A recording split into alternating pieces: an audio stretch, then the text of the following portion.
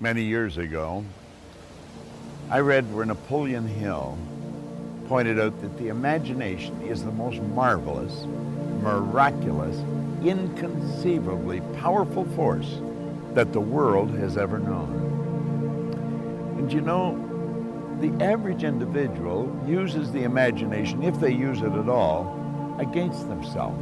They imagine what they don't want. They imagine problems coming. Let's begin to use our imagination the way God meant it to be used. It's the greatest creative faculty that we possess, and we can build anything we want with it. I want you to wander around your home or possibly your office and take a look at all of the conveniences that you have there that you didn't have, let's say, 2 years, 5 years, 10 years ago, 25 years ago. Do you know that every one of them, without exception, was first created in the mind of one individual with their imagination? Do you know you can use your imagination to go into the future and bring it into the present?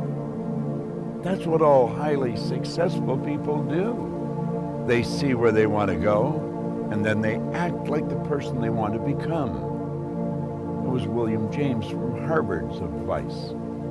He says it's the actor's technique. Act like the person you want to become. How do you do that? Well, you use your imagination, of course. You see, it's a strange phenomena, but the greatest gift we've got is used very well up till the ages of 4 or possibly 5. The little child, we always wonder what's going on in their mind. They're using their imagination. They're building wonderful pictures in their mind. But then they get to school, and wham, like that, it comes to an abrupt halt. It's called not paying attention. Daydreaming. Well, what they were really doing was exercising a phenomenal mental faculty. You see, we can see, hear, smell, taste, touch. They're for our physical benefit. As long as we're living in a physical body and corresponding with the material world, we will use our sensory factors. But you know, I have a couple of little dogs at home that can hear, see, smell, taste, and touch. We've got higher faculties.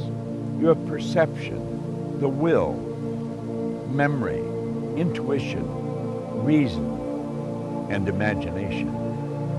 These marvelous tools. We can take our imagination and build an image in our mind of how we want to live. Block out what's going now. Don't let your present results have anything to do with this. Just what you want. And it's with your imagination that you will build it. Everything that we have, the camera that I'm speaking to right now, was first created in the mind of one individual. Think of how our world's changed. You see, we were gifted with these higher faculties. We're God's highest form of creation. We were created in God's image. We were given creative faculties to use. And you know, they're only used by 2 or 3% of the population. It's almost inconceivable that people would wander around with so much power and potential and squander it. See, the average person literally tiptoes through life, hoping they make it safely to death. It's such a shame, and it doesn't have to be that way. Think we have giant corporations and little wee creative departments. And the primary reason for that is the average individual really does not believe that they're creative. Now think. Everyone's creative, and no one is more creative than another. It's just that some have chosen to use their creative faculties to a greater degree than others. Imagination, your imagination. What do you want? How do you really want to live? Build the picture in your mind. There's a power that is flowing to and through you. A creative, unadulterated power. It can be photographed leaving your body.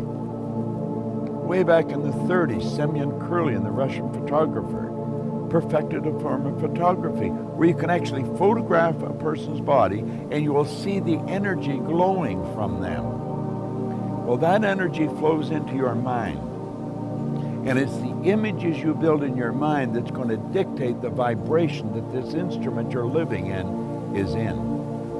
And the vibration on a conscious level is called feeling. Make certain that you exercise your imagination daily. Build beautiful images in your mind of how you want to live, and then hold those pictures there and live that way. The imagination, the greatest nation in the world, the imagination. You've got one. It's a marvelous creative tool. It deals with the invisible side of your personality. You see, no one will ever really see you. They'll only see your body, and they'll see you the great work that you do. Make certain that your work is great work. And if you keep your imagination alive, keep it active, you're going to have a phenomenal life. You know, life can get better every day, and it will get better every day through the proper use of your imagination. What a wonderful idea. This is Bob Proctor.